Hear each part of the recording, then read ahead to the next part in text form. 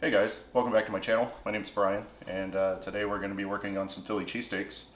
Going to be a little bit different way of doing them. Instead of using ribeye steaks, we're going to use sirloins. This is another one of the meats that came from my butcher box. They look pretty good. We're going to shave them down to really thin slices, and then we're actually going to do something different as well and cook them out on the Evo grill, which I talked about in past videos. But today we're actually going to fire it up and use it, and you can get an experience of how it's going to work. I also want to take this opportunity to invite you guys to subscribe to my channel. Smash the like button if you want to, and please share with your friends. I'm trying to grow my channel, and any amount of support that you can give me would be greatly appreciated. What we're going to do is we're going to slice these, like I said, really thin. What I did though is I put them in the freezer for a little while so that they're semi-solid. They're not completely frozen, right?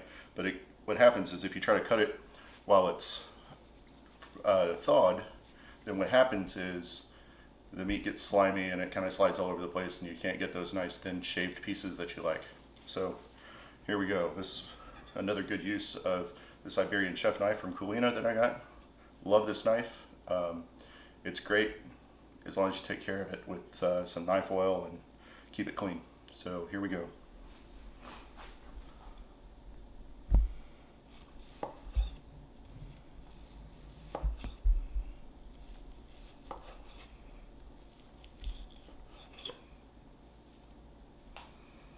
Now, they don't have to be perfect slices, but they do need to be pretty thin. As you can see, this is pretty thin stuff. It's not exactly razor thin. I'm not great with my knife skills yet, but we're going to get there. Now, I'm not putting a lot of downward pressure when I'm cutting these. I'm just kind of letting the knife do the work for me. I suggest if you have to cut meat like this that you let the knife work for you as well. It'll be a lot easier for you.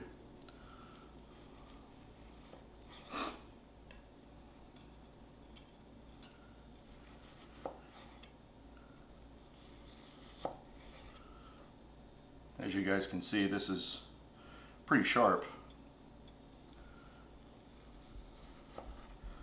I mean, it's not taking anything to cut these little thin slices of this.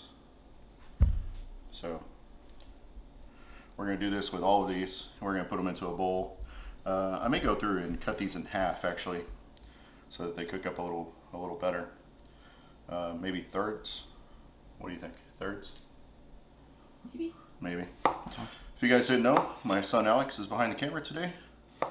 He's helping me out. These last little cubes, they're a little bit thicker just because I didn't want to try and cut them thinner and cut myself. Bleeding all over the meat is bad. So that's what she said.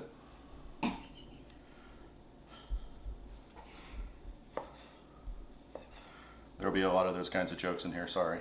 But for the most part, we're kid friendly, and we really enjoy cooking on a budget. So these sirloin steaks are actually really good, but you don't have to buy a butcher box to get a good sirloin steak. You can get one at your local grocery store. We use H-E-B here, or Walmart, depending. And those of you in Texas know all about H-E-B. It's a staple. And we're going to take this, we're just going to dump it in our bowl here. Now, one thing I'd like to add, we're not going to be salting this right away. We're going to add some other seasonings to it and kind of mix it around with a little bit of oil, but we're not going to salt it. And the reason for that is if you salt it when meat is this thin, it sucks all the moisture out of it and it makes it a very dry sort of sandwich, and that's really not what we're going for today.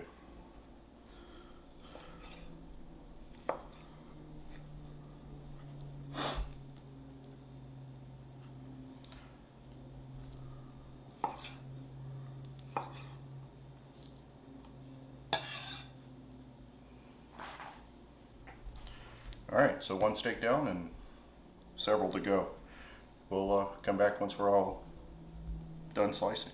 Alright guys, as you can see, I've thinly sliced all of this and chopped it up some. This is basically the size that it's coming out to. Let me get a piece here. basically that. Now, like I said before, we're not going to put any salt in it, but we're going to go ahead and add some other flavors to it. And we're going to mix it all in when we're done. So, starting with garlic powder, not garlic salt. And you want a sprinkling over the top, maybe a tablespoon, maybe a little less, give or take. As you can see, I'm not exactly measuring it out here. So garlic powder. We're going to do some onion powder.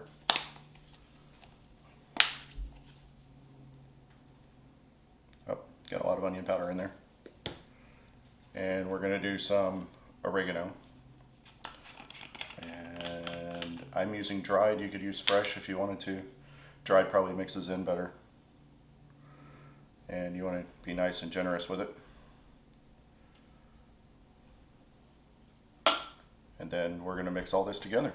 So best thing you have to mix it with is your hand. You're just going to grind all this up and separate all the pieces of meat. Make sure everybody gets a little bit of seasoning on them. If you find that it's a little bit too clumpy, one of the things that you can do is you can add oil to it, and that'll work just fine to help kind of lubricate all this stuff. Using Chosen Food avocado oil, you don't have to get it. Avocado oil is a neutral oil, so it doesn't add any flavor really to the meat.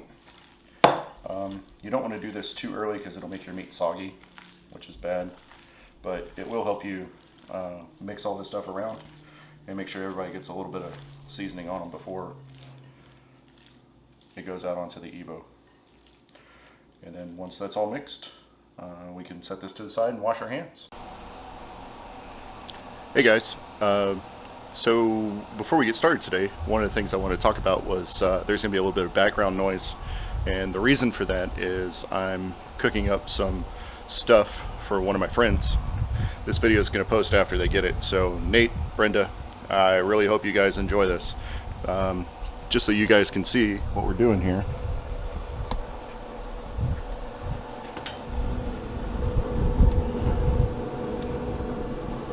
Over here we got some ribs that are already wrapped up.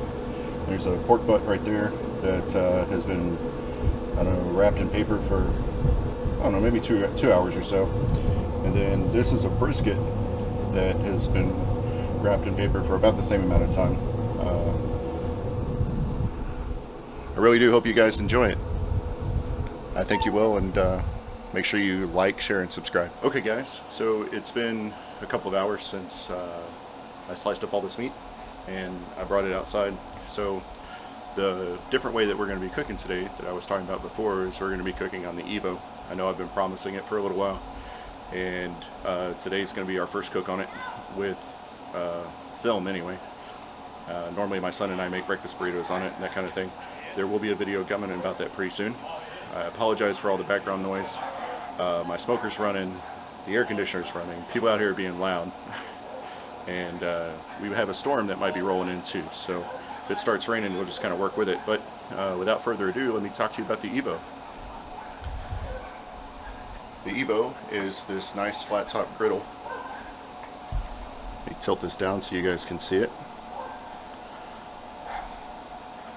As you can see, it's propane. It's got knobs here to control the temperature.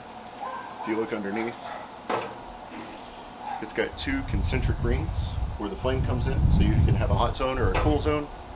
The top of it is a steel that comes pre-seasoned. It's got a nice patina on it to give it a good cooking surface, and in addition to that we also use oil to cook on it to lubricate. So basically what we're going to do here is we're going to turn these to light,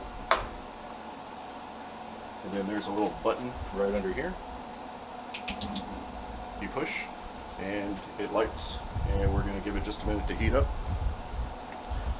and then we're going to start cooking. So while we're waiting on it to heat up, one of the things that I like the most about it is this tray under here. It allows all the grease to run off, and then on the far side, which I can show you I guess. So it has that little hole on there, and then what that allows you to do is it allows all the grease to run off, and it gets caught in a little trap over there.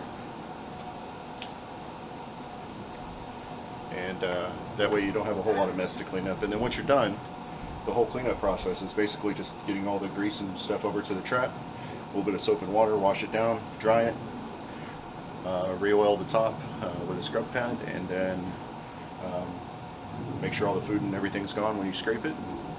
It's ready to cook on again. So I adjusted the burners down to medium. I can't think of a reason that you would want to cook hot stuff directly on top of this, or cook at a high heat directly on top of this. There may be a reason. I don't know what it would be. As you can maybe able to see in the video, I'm not sure how clear it's coming out. There's a little bit of smoke coming off the top. That's just the oil that was on there before. So we're going to go ahead and get started now that I know that it's up to temp. There's some other smoke coming in from the smoker, so we'll just kind of have to bear with it. These spatulas came with the Evo, and they're kind of ideally suited for what we're going to be doing today. One thing I will say that I don't care for about the Evo is there's no place around to actually hang your utensils. I got a little table over here I'm going to set them on.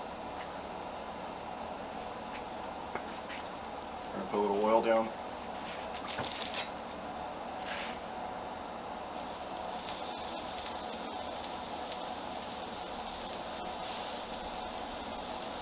There's some onions and mushrooms on there. My wife likes those.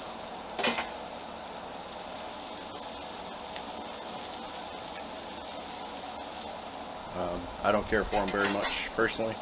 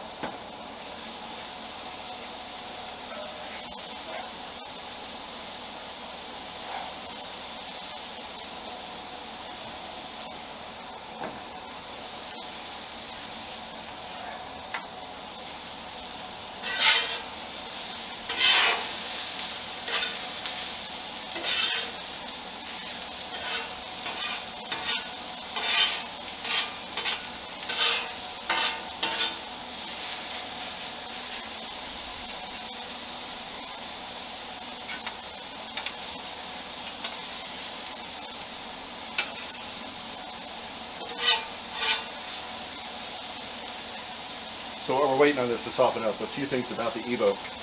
First of all, you don't have to get an Evo. They make some of these nice griddles, Blackstone, Cuisinart. They make some nice ones that are 10% of the price. Sam, the cooking guy, uses this a lot. I liked it. It was something that I had the opportunity to get, so I went ahead and picked it up.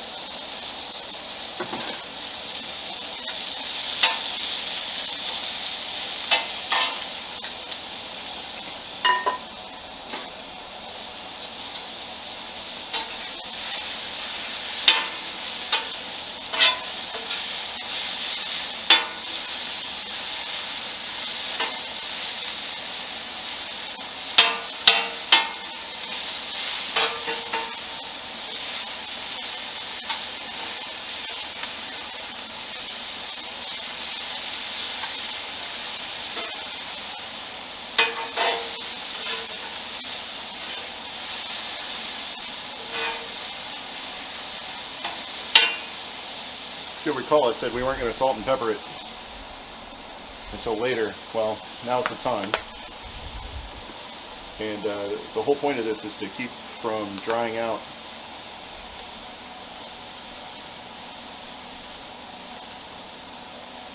the beef before it's properly cooked and because it's so thin, the salt will draw all the moisture out of it before it's ready. So now we're going to kind of mix this all together here.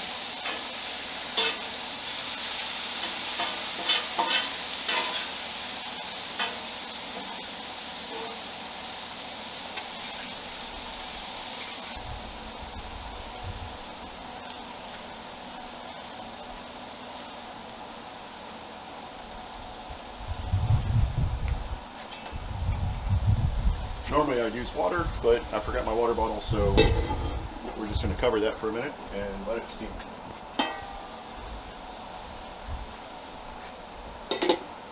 So you can see that it's steamed up nicely.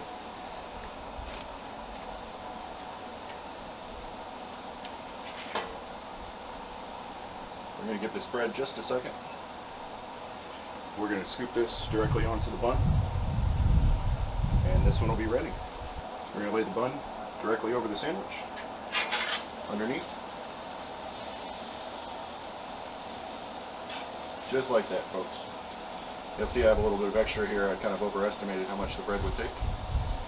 That's okay. We kind of scoop it up. Dump it right in the middle.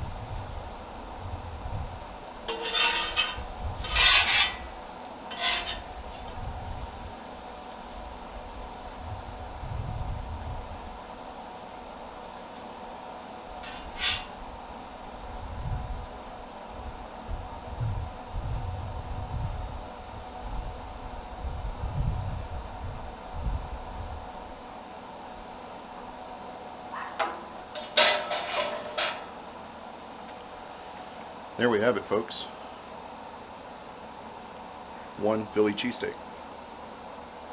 Now I'm going to do the rest of these the way that the kids like them, and then at the end of it I'll show you guys what everything looks like. But this one's finished and we'll move on to the next one. So one of the things you can do with these breads is you can take a little oil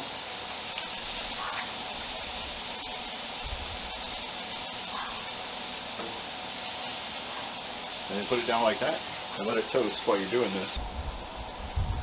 If you look at that, nice pretty toasted bun. Hey guys, welcome back.